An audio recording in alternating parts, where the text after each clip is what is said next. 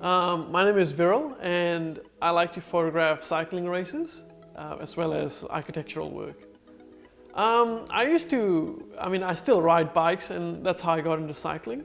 And the other one was I used to be a hobbyist photographer, and I was taking some pictures of cycling races down in Port Melbourne with St Kilda Cycling Club, and that's how the whole cycling photography seed got planted.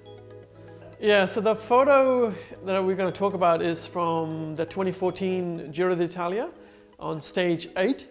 That was the year I was actually working for Europcar and Campagnolo. And there was a stage when Pierre Roland had made a breakaway with himself and Arredondo from Track Factory Racing Team.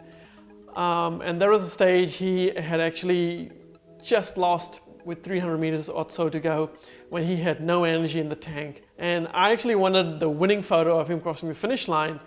And when I heard that Diego Ulissi took over and won the stage, I thought, okay, these things have changed. I have a perfect opportunity to shoot Pierre Roland in a devastated, with a look of devastation, because victory was so close.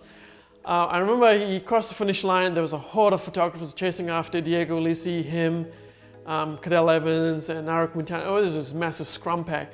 And Pierre Roland, I could see he was just trying to make way to his team tent, because it was on a mountaintop finish and there were no team buses allowed.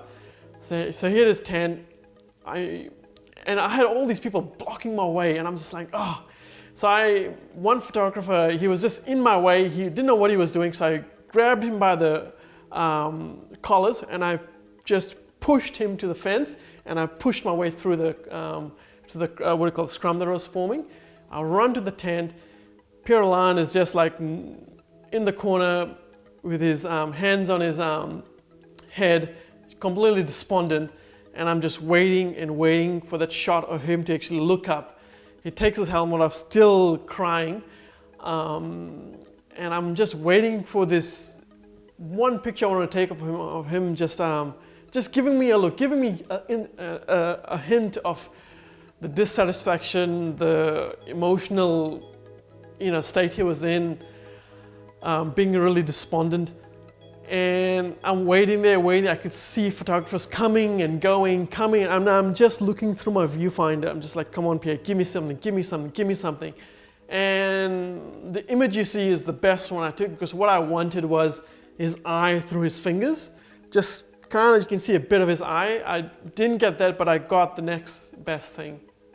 It's hard, it's awkward, because like he wants some space and you're invading his space, and that was the thing that was running through my mind. But I go, I'm a photographer, I'm just documenting something that's in front of me, and I just keep telling him, you gotta get the image, gotta get the image, gotta get the image. The first tip is being patient. The other tip is to walk around where you're about to take a picture, because there's bound to be a perspective you can get that nobody else is going to be getting, and there's always more than one way to take a picture at any cycling race. You can follow me on Instagram. I should start posting stuff more on Instagram. So my Instagram handle for cycling is onevphoto, so that's ONEVFOTO, and my website is onev.com.au.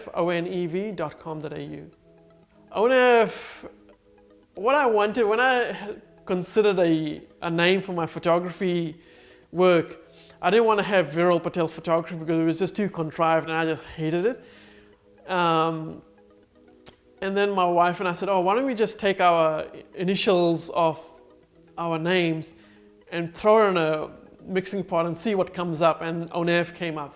And that's what Onev is. It's like my wife's ON is then the first two initials of her first name, and EV is just VE reversed, and I put a hyphen in there and Onev. There you go.